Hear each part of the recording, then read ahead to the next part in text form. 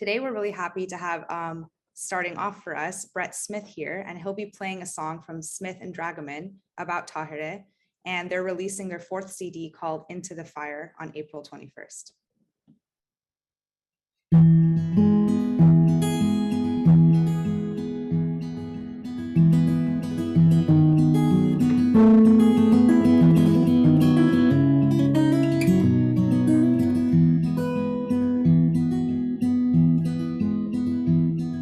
Put on your embroidered robe of light and tear yourself away.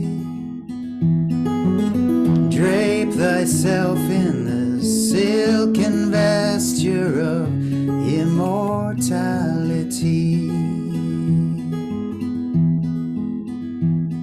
Unveil your face and manifest the beauty of this day.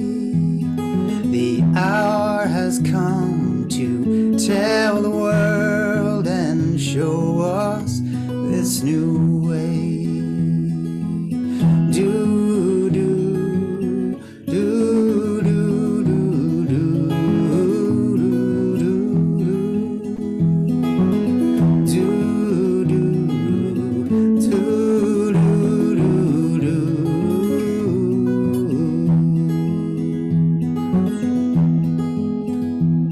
the hidden mystery now revealed for every eye to see.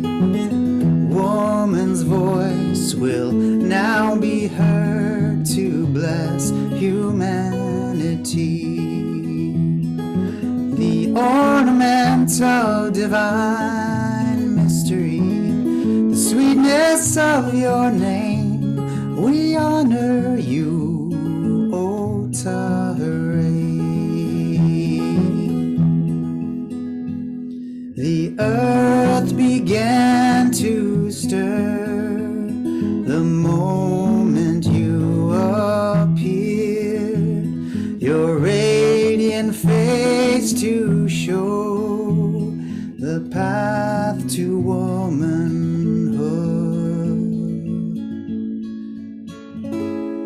So raise the call for all to hear, surround us with your love. Reflect a glimpse of his crimson light, oh blessed Táhirih. The ornament of divine mystery, the sweetness of your name, we honor you, O Táhirih. We honor you, O Táhirih.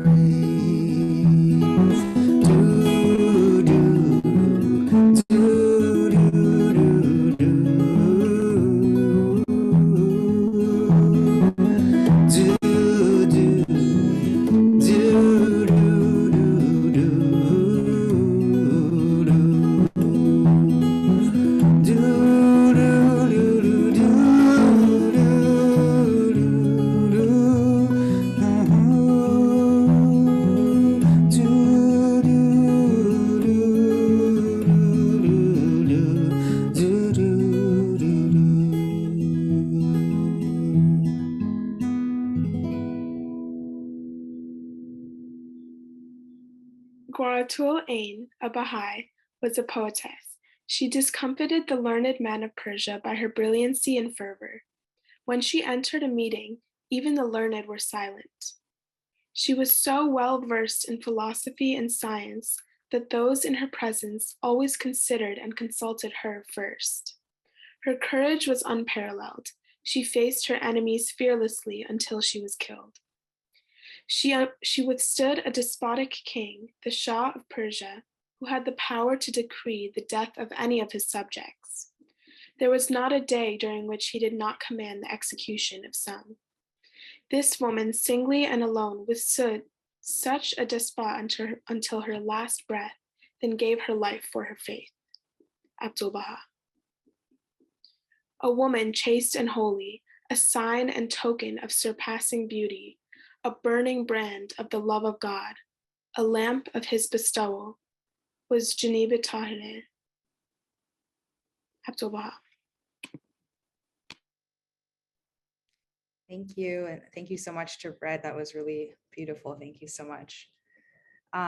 So our speaker today is Dr. Roya Akhavan, and she'll be talking about the historical significance of Táhirih. Dr. Akhavan currently serves as professor and director of graduate studies at the Department of Mass Communications, St. Cloud State University. She's lived and worked in 4 different cultures: Persian, American, Japanese, and Chinese. And she's a frequent speaker at national and international forums on racial and gender equality, international affairs, peace studies, and spirituality in the 21st century. In addition to a wide range of journal publications, Dr. Akhavan's work includes 2 recently published books: Peace for Our Planet, A New Approach, and The Trumpet Blast, Removing the Veil from the Advent of the Promised One. So now I'll hand it off to Dr. Akhavan. Thank you so much for that introduction. Good afternoon, dear friends. It is truly a great honor and pleasure for me to speak to you today about the life, discourse, and station of Táhirih, a topic that is very dear to my heart. Let me begin by providing a brief historical context for a discussion. As you may know, religious prophecies throughout history have converged on a common expectation: the advent of a world redeemer who will fulfill the ultimate destiny of humankind. In the Christian and Islamic prophecies in particular, this advent is known as the day of resurrection or the day of judgment. And it is also referred to as the end times or the apocalypse in various related texts. Parenthetically, it is interesting to note that the literal English translation for apocalypse is lifting the veil. Both the biblical and Quranic prophecies about the day of resurrection also speak of a trumpet blast that will be sounded to announce its advent.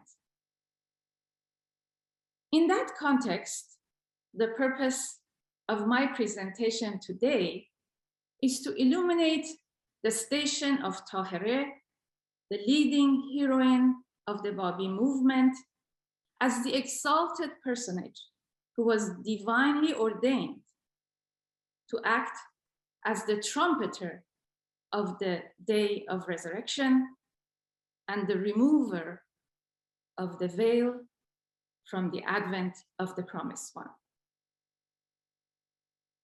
This presentation correlates with a book I published earlier this year entitled, accordingly, The Trumpet Blast, Removing the Veil from the Advent of the Promised One.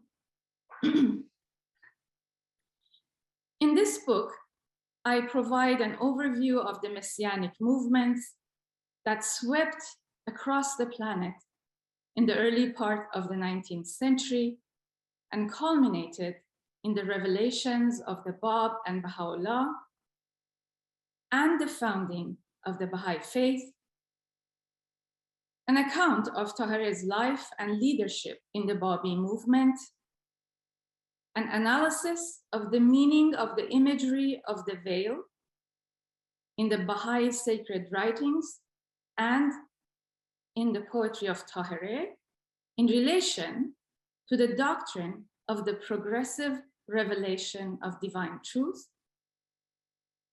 And finally, new vistas for understanding Táhirih's historical significance based on the authoritative writings of the faith for which she sacrificed her life. In the limited time we have today, I will place the primary emphasis of this presentation on 2 things. First, highlighting the meaning of the veil in Táhirih's prolific scholarly and poetic discourse as it relates to the Babi and Baha'i concept of the progressive revelation of divine truth to humanity.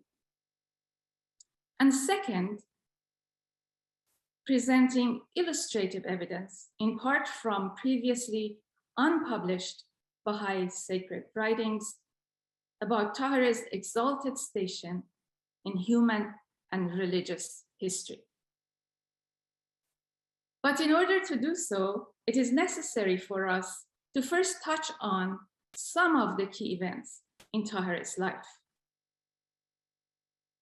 Táhirih, also known by her prior title, Qurratul Ain, was born circa 1817 in a prominent family in Qazvin, Iran, and was martyred in 1852 by the edict of Shia religious authorities and the order of the Shah because of her belief in the Bab and her leadership in the Babi movement.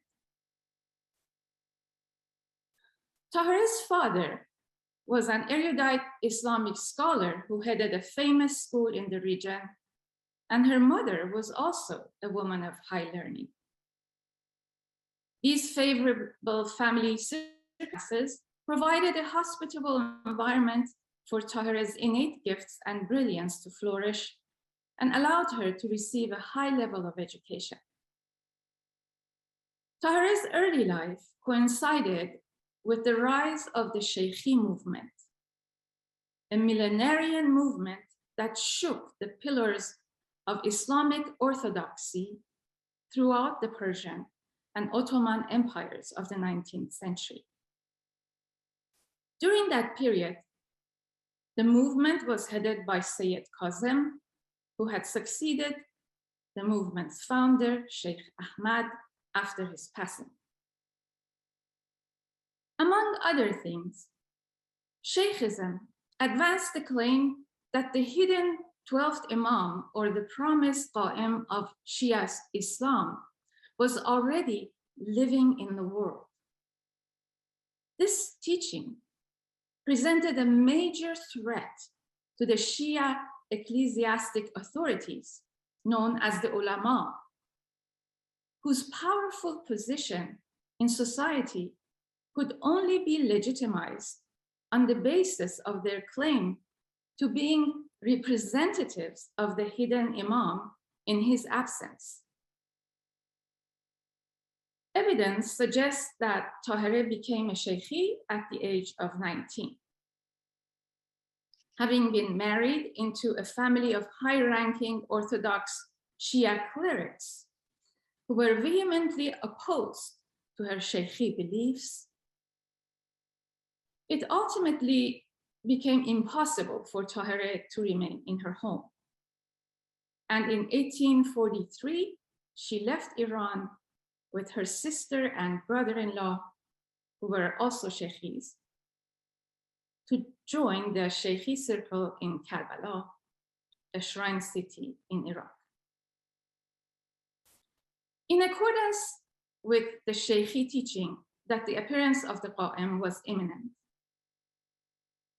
Táhirih began to engage in ardent prayers and supplications to be able to recognize him. One night, she had a dream in which she saw the Qa'im suspended between the heavens and the earth, reciting certain verses.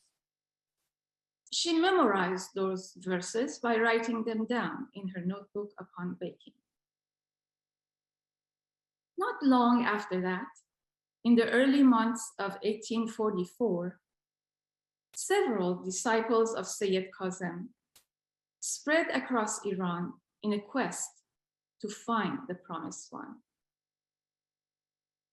Among them was Táhirih's trusted brother-in-law, Mullah Muhammad Ali. Not being able to set out on a search as a lone woman herself, Táhirih wrote a letter professing her faith and asked her brother-in-law to give it to the Qa'im upon finding him. When Mullah Muhammad Ali found and recognized the Bab, he presented Táhirih's letter to him. The Bab immediately accepted Táhirih's faith, and in a letter addressed to Táhirih, declared her as one of the 18 exalted souls who had found him as a result of their own independent search. These 18 disciples were later given the title of the Letters of the Living by the Bab.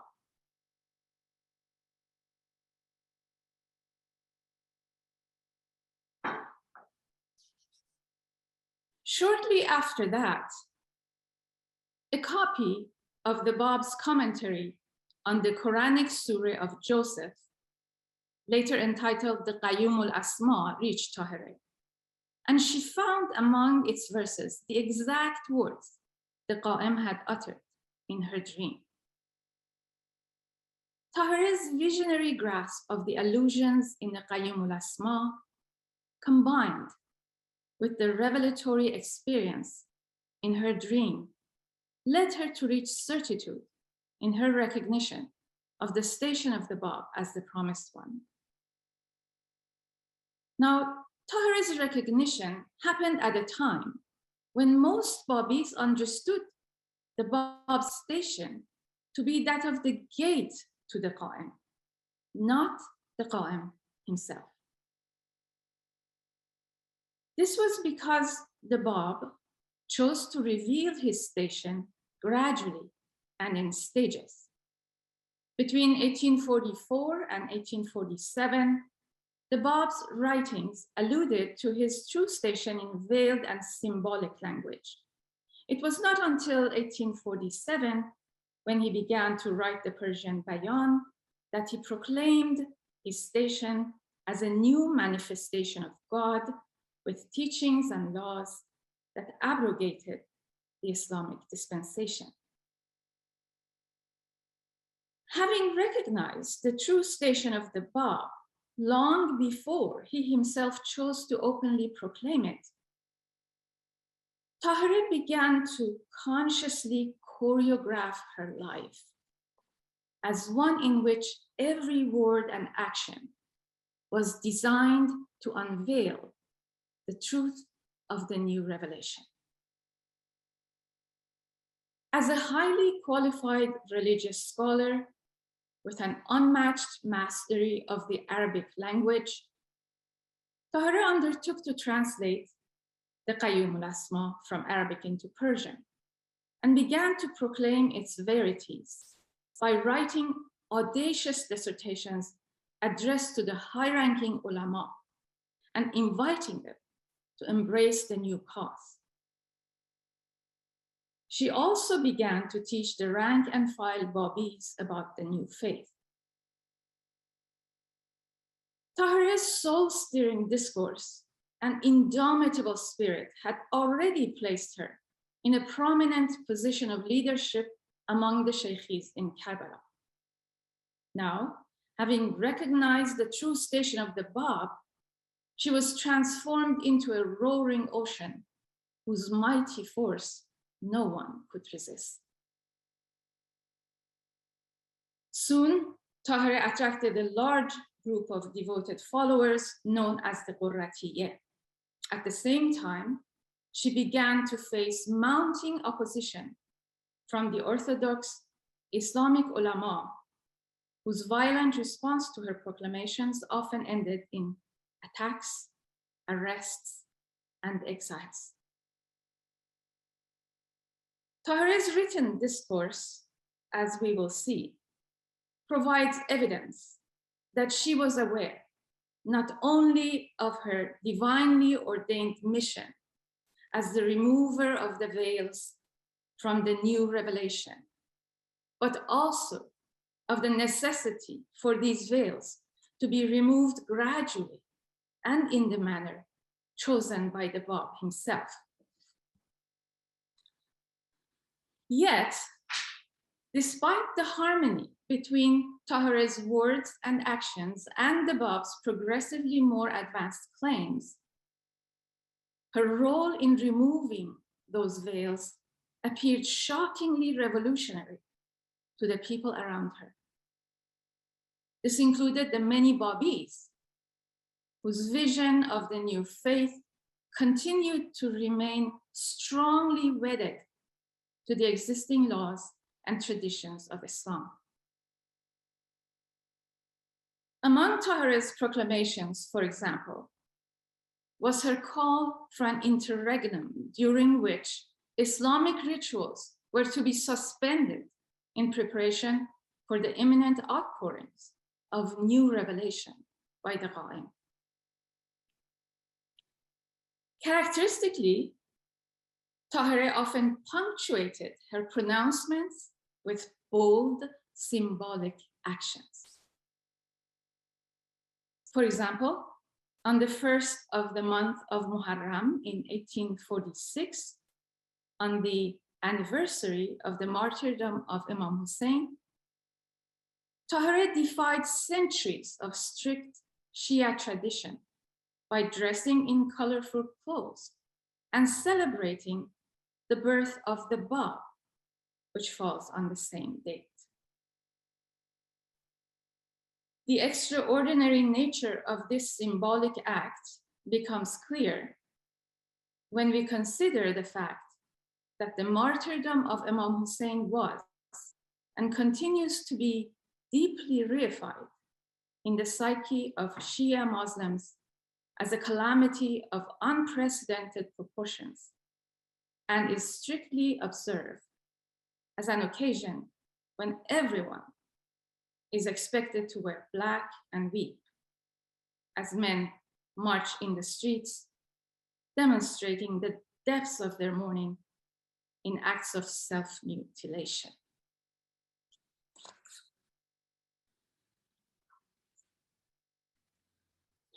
As may be expected, this and other audacious proclamations and symbolic actions by Táhirih were met by mounting opposition, not only on the part of the Islamic clergy and the conservative sheikhis, but also by the Babis. On one occasion, two prominent Babis wrote a letter to the Bab, complaining that Táhirih had, quote, exceeded the limit and abrogated the Sharia that we inherited from our fathers and grandfathers without the mandate of His Holiness, the Exalted One, meaning the Bab.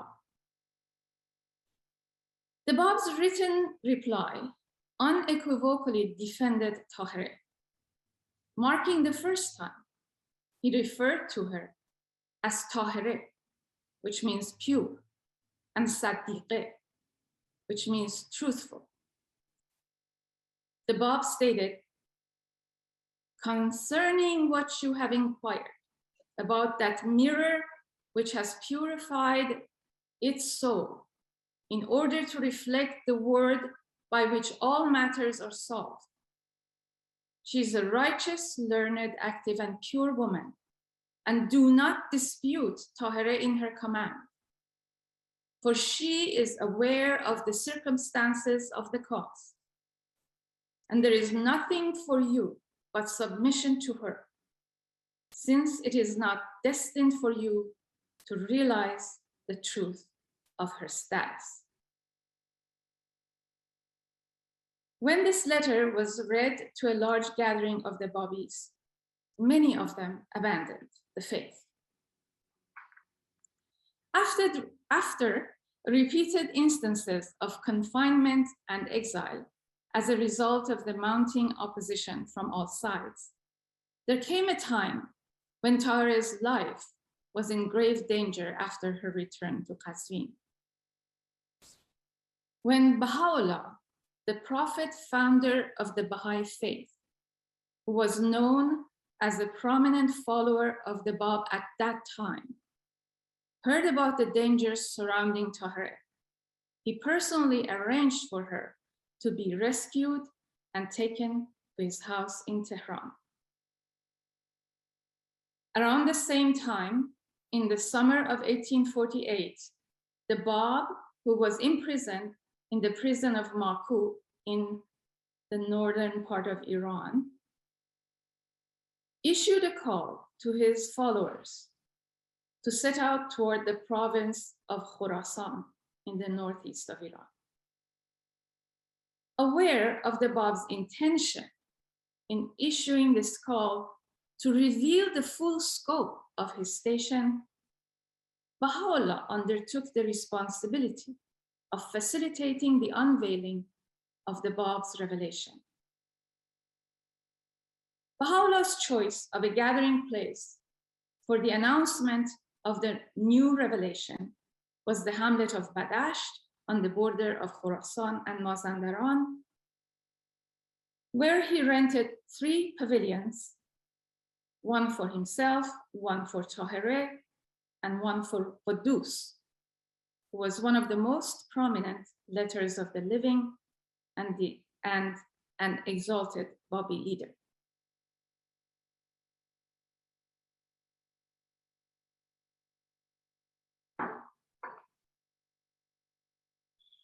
By mid-June of 1848, 81 Babis had joined Baha'u'llah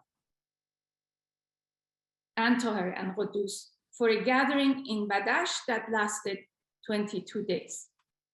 This gathering coincided with the Bab's trial in Tabriz in July 1848, during which he, for the first time, publicly declared his station as the promised Qa'im. As described by Abdul Baha, the son of Baha'u'llah, in his book, The Memorials of the Faithful, during the days of Badasht, Baha'u'llah, Táhirih, and Quddus met every night to plan that momentous announcement. Their carefully choreographed process was designed to help prepare the believers for the shock and astonishment that the announcement of the day of resurrection would inevitably generate. The announcement of the day of resurrection at Badasht required that an appropriate stage be set, with the attendees gathered around the central figures of the drama. On the appointed day, Quddus decided to pay a visit to Baha'u'llah, who was purportedly not feeling well. Hearing the news, the other Babis also began to gather inside Baha'u'llah's pavilion. Shortly thereafter, an attendant came into the tent to tell Quddus that Táhirih had asked him to pay her a visit. Quddus refused and said that he no longer wished to have any meetings with Táhirih. In this way, the stage for the dramatic announcement of the new day was set. Suddenly, Táhirih rushed into Baha'u'llah's tent without a veil, and facing the believers, began to give a rousing speech on the essential themes of the Quran. She then recited a Quranic verse which refers to the gathering of the believers in heaven in the presence of the potent king, as she glanced in the direction of Baha'u'llah. This was followed by Táhirih's dramatic announcement. This is the sound of the bugle. This is the trumpet blast, thereby proclaiming the fulfillment of the Quranic prophecy regarding the sounding of the trumpet on the day of judgment. Táhirih then continued to address the gathering in a voice that resembled the revelation of verses, saying, I am the word which the Qa'im is to utter, the word which shall put to flight the chiefs and nobles of the earth. Táhirih's announcement of the advent of the Promised One was unequivocally affirmed by Baha'u'llah when he asked that the surah of the inevitable, which depicts the day of judgment in the Quran, be recited. After this dramatic announcement, which saw many of the attendees leave the gathering aghast and in horror, the conference of Badasht continued for several more days. As these remaining believers were leaving Badasht, together, their caravan was attacked in a nearby town of Niala, and they were forced to disperse in different directions. After spending 2 years in hiding in various regions of Mazandaran, Táhirih's whereabouts were finally discovered by the government agents in March 1850. She was sent to Tehran and placed under house arrest at the home of the Kalantar, the chief of police. After 2 more years of confinement and 7 interrogations by religious authorities in the last days of her life, during which she repeatedly refused their offers of clemency, an order was issued for Táhirih's execution. The execution was carried out in secret and at night at the Ilkhani Garden in Tehran. With this brief overview of Táhirih's life and leadership in the Babi movement, I will now turn to the first of the 2 topics I plan to bring up further for today's talk, namely Táhirih's written discourse. Reading and understanding Táhirih's own writing is of crucial importance, because while Táhirih's extraordinary heroism has inspired a variety of interpretations about the nature of her significance in human history, in order to gain an accurate understanding of her significance in human history and the vision that motivated Táhirih's heroic actions, we must examine the contents of her discourse. In addition to scholarly dissertations, Táhirih's writings consist of a large number of poems, most of which have been discovered and translated only in the first decades of the 21st century. At the macro level of analysis, Táhirih's poetic discourse may be characterized in its entirety as an exquisite celebration of the progressive revelation of divine truth to humanity, and a rapturous announcement of the advent of the Bab and Baha'u'llah as the day of resurrection. Táhirih's poetic discourse is rich with symbolic allusions rooted in Sufi, Shaykhi, and Islamic thought, and is unique in its unmatched mastery of hermeneutics, theology, and philosophy. Táhirih's discourse also reflects her deep spiritual understanding of the revelation of the Bab and her visionary grasp of the station of Baha'u'llah. For today's presentation, I will place the primary focus of the discussion on Táhirih's prolific use of the symbolism of the veil as it relates to the theme of progressive unveiling of divine secrets, which is an overarching theme in Táhirih's writings and a central doctrine in the teachings of the Bab and Baha'u'llah.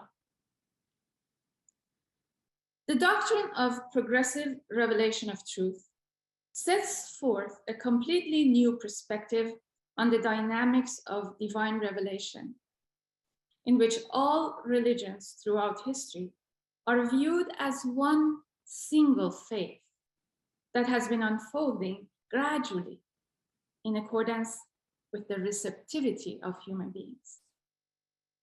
This gradual unveiling of divine truth has also been present in the way that the Bab and Baha'u'llah revealed their missions. And indeed, the symbol of the veil as an object of concealment and revelation is a key motif in their writings.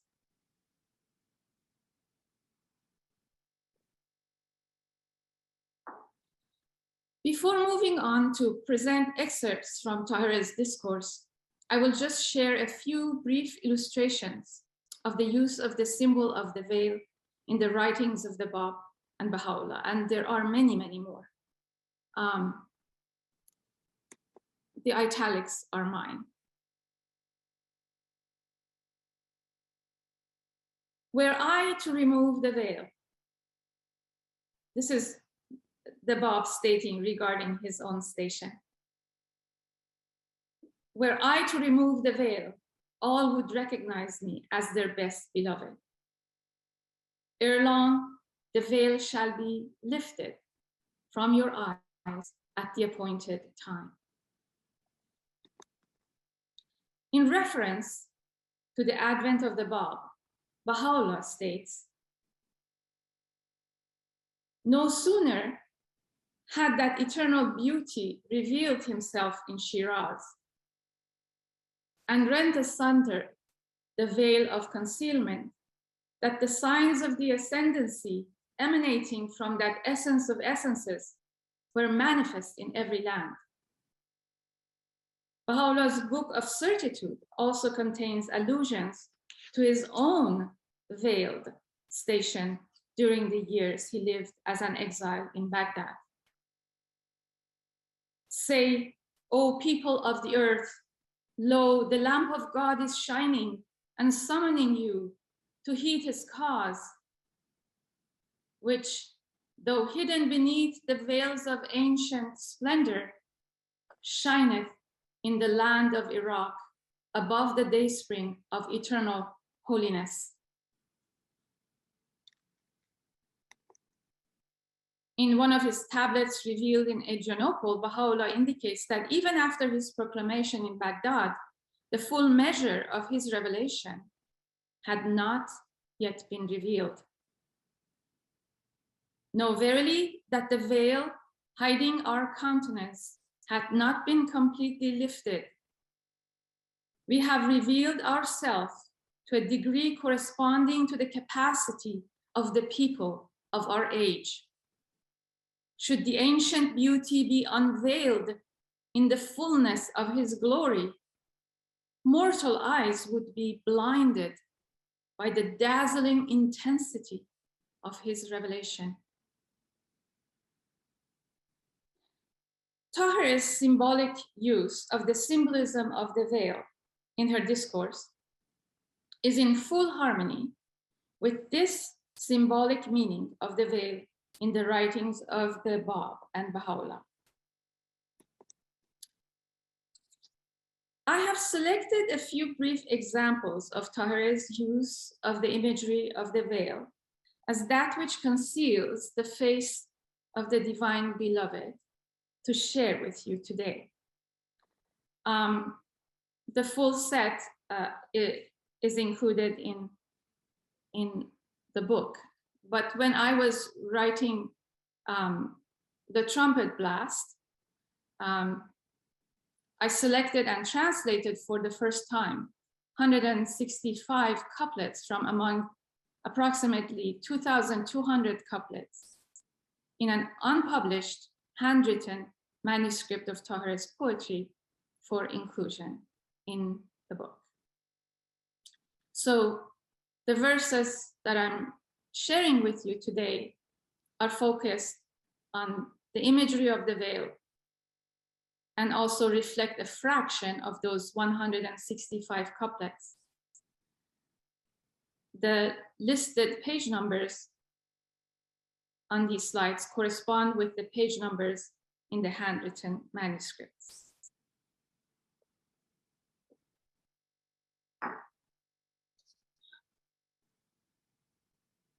O thou who, by the dawning of your almighty beauty, have burned down the sacred veils in their entirety. O thou glorious almighty Lord, now nothing remains, be it a speck of dust, from the veils in the realms of glory, from the plains of ancestral secrets, from the sublime veils of Baha, from the ornaments of praise, now burned by the power of the blazing fire. Nothing remains except the face of the glorious one. O thou the most exalted Lord, O thou the most glorious Lord of the Bayan, I behold with awe this face that has dawned from the realm of kingly secret. Praise be God, he has removed the veil from his face and has appeared in his dawning place without concealment. O God, he has appeared in clear view, O God, that hidden secret, verily the secret of wonderment. O God, I behold his beauteous face as it shines through ornaments and veils. Praise be to the power of the Creator, for he has appeared without veils and concealments. For the Persian friends, veils and concealments, the words are hijab and niqab.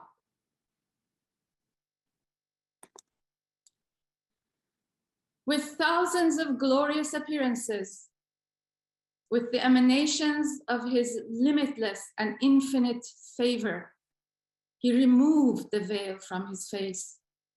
The hidden secret has now been revealed. It has come out from behind the veil of divine oneness. If the dawning sign were to come out from behind the veil, it would burn down all existence from its brands of fire. O God, remove the darkness of the veils so that the visage of the brilliant sun may appear. O God, bring the truth of this beauteous countenance out from behind the veil. Praised be thy benevolence. O God, O Creator, do reveal openly your truth and your secret. That hidden brilliance has become manifest. How befitting it is. That original point is now proclaimed. How befitting it is. O hearer of divine verses, take away this veil that conceals. How befitting it is, so that you may see clearly that hidden effulgence, which has now revealed its face from behind the veil. How befitting it is. With remembrance of the life-giving God, I will surely reveal the hidden secret. With thy ecstasy, I will reveal the secrets. With thy justice, I will establish ultimate justice. I will drink from the pure cup. With my soul, I will now bring out the secret from the Bayan. O God, thou wilt see me manifestly in thy love, and behold me as I speak the secret of thy Baha. Enable my words to elevate thy remembrance until you make manifest the secrets. Praise and gratitude be to thee, O God. Grace is thine, O my true Lord, Baha.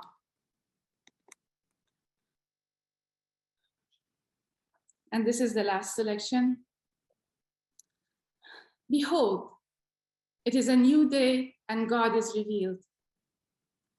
The burning light has appeared in Paran. Behold clearly with the eye of truth and see him whom no one has ever seen. He is veiled from all other eyes with adornments of glory. How astonishing that is. If you open your eyes to it, you will see at once that the mystery of the return is manifest. You will then see all the secrets that have now been revealed from behind the veils. It is quite clear, even from this very brief selection from Táhirih's poetic discourse, that first, the imagery of the veil and Táhirih's yearning for its removal to reveal hidden divine secrets is a recurrent motif throughout her discourse. Second, Táhirih's discourse is replete with references to her own role as the remover of the veil from the hidden secrets. And third, her discourse provides a detailed exposition on the theme of progressive revelation of divine truth, and also gives clear indication of her recognition of the true station, not only of the Bab, but also of Baha'u'llah, whose manifestation had yet to take place. This brings us to the second focus of this presentation, which is the station of Táhirih. Just as in order to understand the animating force behind Táhirih's heroic life, we need to refer to her written discourse. In order to assess the true stature and station of Táhirih, we must turn to the authoritative writings of the central figures of the faith for which she sacrificed her life. In the course of my research to write the Trumpet Blast, I came across 3 previously untranslated tablets by the Bab that refer to the station of Táhirih. And I have provisionally translated excerpts from these tablets for inclusion in the book.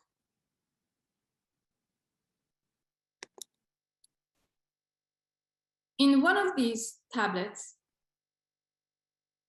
the Bab states, "She verily, in mine estimation, is a noble leaf who had purified her heart from the defilement of limitations for the sake of her Lord.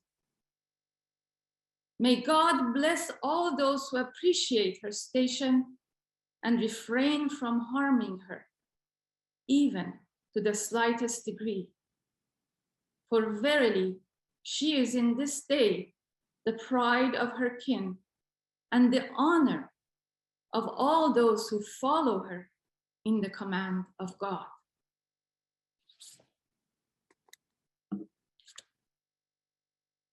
In yet another tablet, the Bab writes about Táhirih, "She is the one who believed in her Lord and opposed her selfish desires, and feared the justice of her Lord and awaited the day of meeting her Creator. Verily, it would be contrary to my pleasure for anyone to deny her. And if they hear a pronouncement from her that their minds are unable to grasp and their souls unable to understand, leave it in his path until God will pass judgment through the power of truth."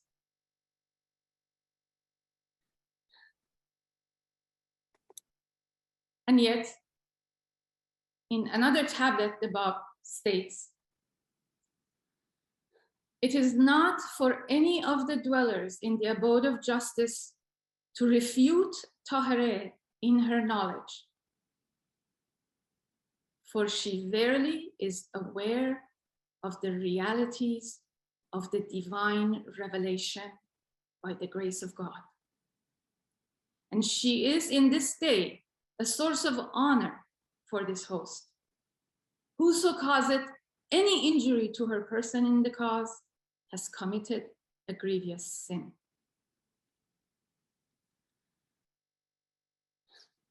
In addition to the authority and affirmation bestowed upon her by the Bab, another unique feature of Táhirih's leadership, as we have seen, was her near access to Baha'u'llah. Baha'u'llah designated a lengthy tablet, many pages, several pages, to be recited for Táhirih. in which he enumerates her suffering and praises her lofty station. This sacred writing by Baha'u'llah remains untranslated, but I had the honor of provisionally translating a few brief excerpts from it for publication.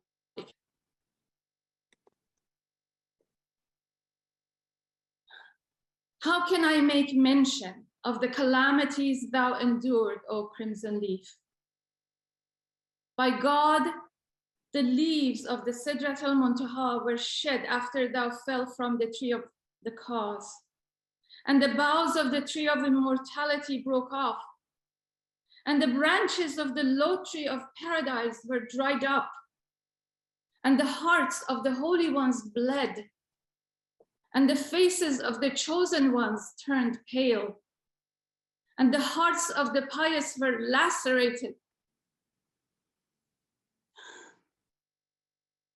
In the garden of repose, and the faithful spirit cried out in the presence of thy Lord, and lamented all that dwell on earth and in heaven.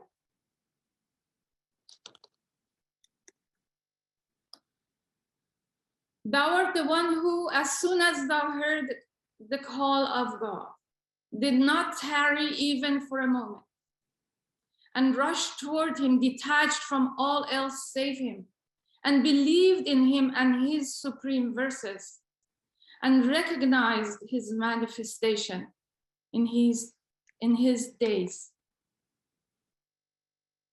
Thou art the one who was moved at all times by the breezes of the will of thy Lord, the merciful, the all-merciful, as he wished and desired. And there was no movement or stillness for thee, unless it was by his command and leave. Well is it with thee for having dissolved thy will in the will of thy Creator, and thy wish in whatsoever thy Lord hath desired.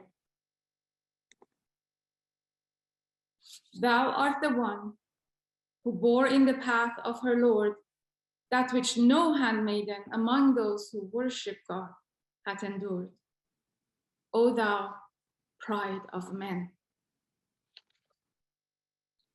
Abdul Baha pays tribute to Táhirih in the Memorials of the Faithful and presents confirmation of Táhirih's station as the trumpeter of the day of resurrection in the context of a brief account of the conference of Badasht. Táhirih, with her face unveiled, stepped from her garden, advancing to the pavilion of Baha'u'llah. And as she came, she shouted aloud these words. The trumpet blast is sounding, she announced. The universal advent is now proclaimed. In this way, the new day was announced, and the great day of resurrection came to pass.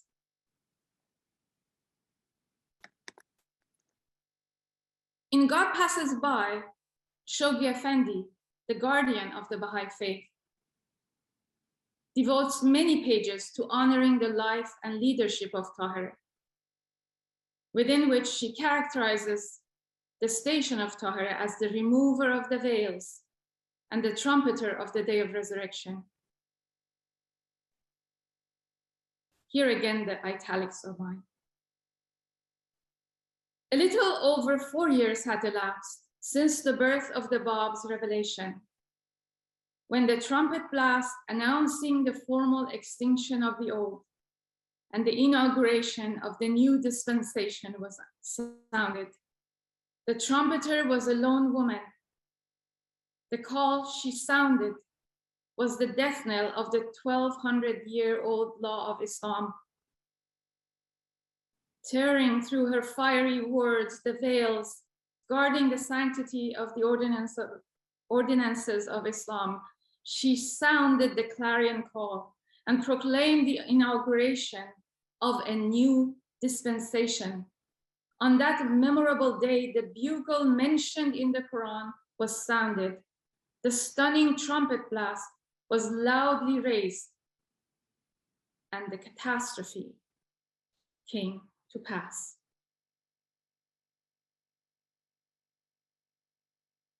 As these resounding characterizations by the authoritative figures of the faith for which she sacrificed her life clearly indicate, Tahirih's significance in human history goes far beyond the popularized image of her as a woman who broke free from the shackles of gender norms. The vision that animated Tahirih's heroic life and inspired the prolific stream of her discourse was that of an imminent transformation in the human civilization. And the most apocalyptic of the veils she lifted was that from the advent of the promised one. Thank you. Thank you so much, Dr. Akhavan. It was really touching, and we appreciate you putting so much time into this presentation. So if anyone has any questions now, you can go ahead and put it in the chat and we'll have time to get those answered. Okay, so the first question is, how might Táhirih's prominent role in the establishment of the new Bahá'í revelation kind of like presage that the role that women are destined to play in the future Baha'i World Commonwealth? And what special indicators of this future role that women will play do you see in humanity's social life today?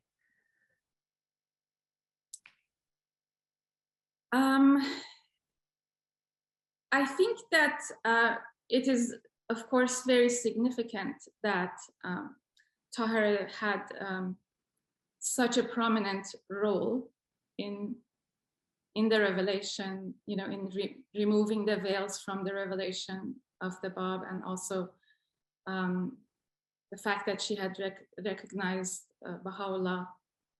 I personally think of Táhirih in her totality as a leader. And I don't know how to put this, but I try not to focus simply on her gender. You know, I think that the tendency is very understandable, because obviously she was a woman who was doing all of these things at a time when it took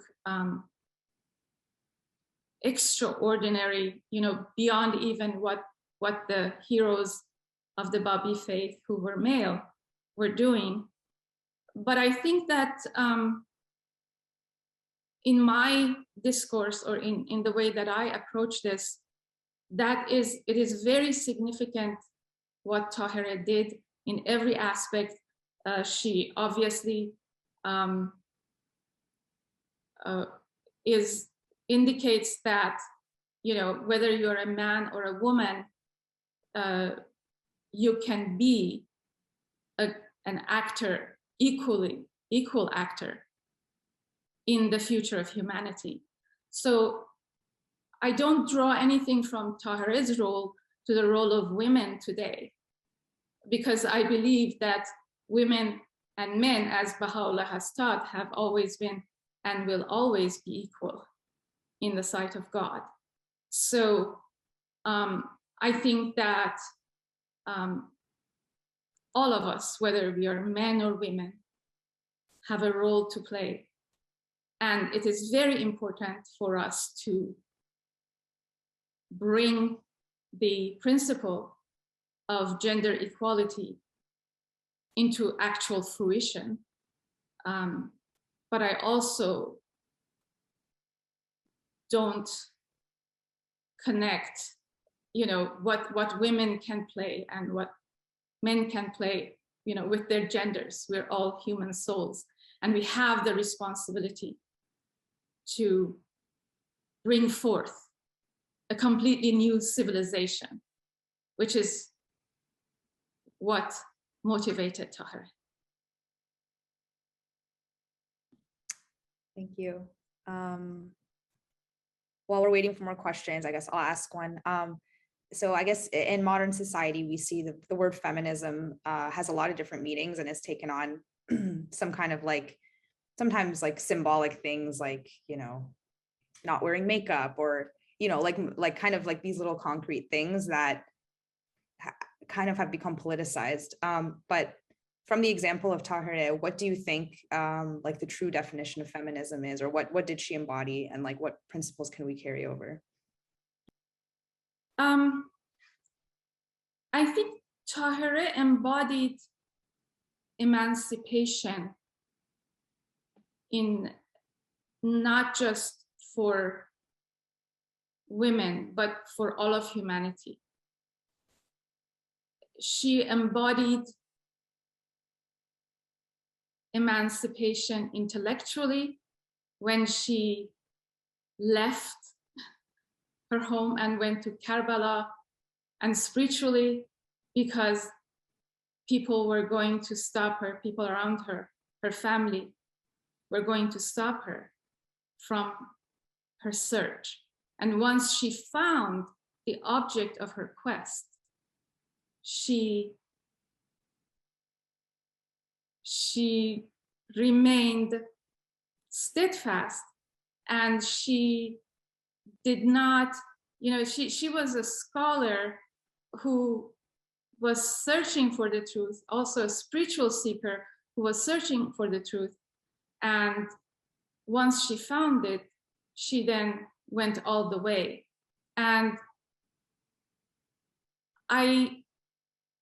in terms of feminism, as you said, there are many different things that are associated with it. For me, Táhirih was sort of a kind of an architect at the table of designing a city, a new city in which there are no cages for anyone, you know, or a new country, or even a new planet, whether they're women or men. So feminism is an adversarial term sometimes because people perceive it as men versus women or women versus men. That is not what Táhirih was about. Táhirih recognized the teachings of the Bab, which fundamentally taught that all human beings are equal. All human beings are equally noble emanations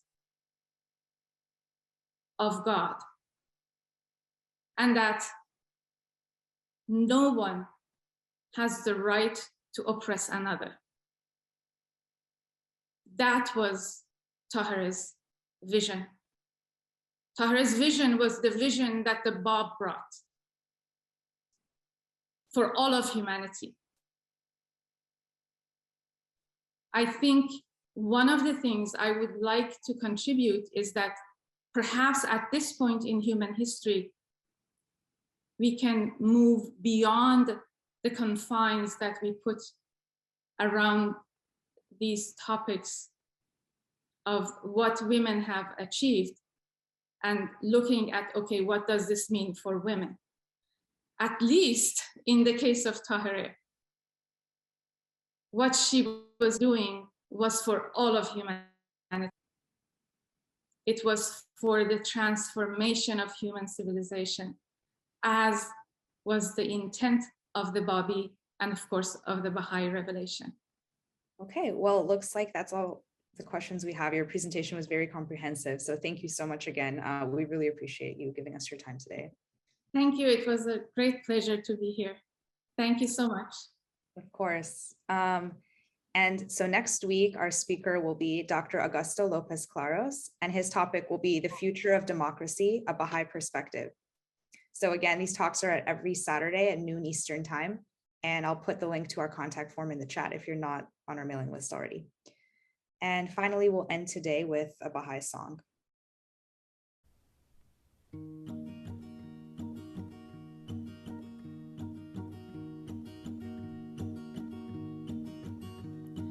Close all your books and enter this school. I'll show you the secret of a new golden rule. Lay down your letters and run to the field.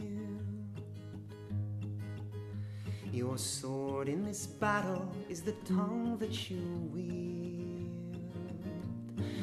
Oh, Táhirih, Táhirih, you were the eye that saw far away, far away. You took my breath and my heart away on the day when the heavens did roar and the earth cried out for more.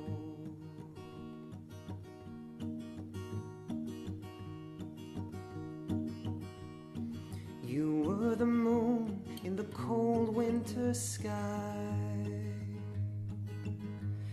The rays of your mind, the solace of my eye. And you were the blast to raise up the dead. The sound of your voice ever ringing in my head. Oh, Táhirih, Táhirih, you were the eye that saw far away, far away. You tore the veil from my heart away on the day when the oceans did boil and the sun kissed the soil.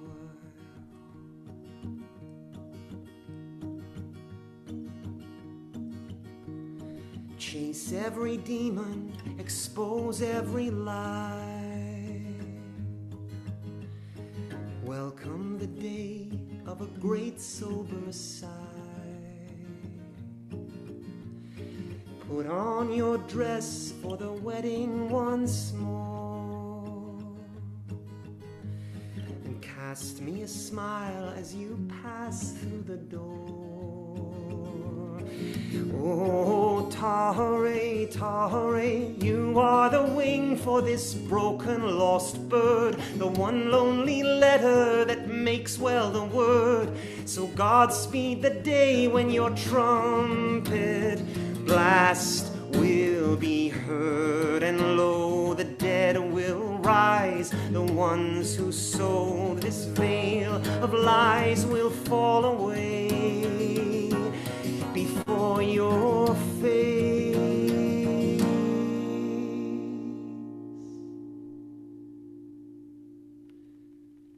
Táhirih, Táhirih, where do you lie? Beneath stones and rubble, or in the glistening of my eye? Táhirih, Táhirih, where do you lie? Are you not the object of every man's sigh?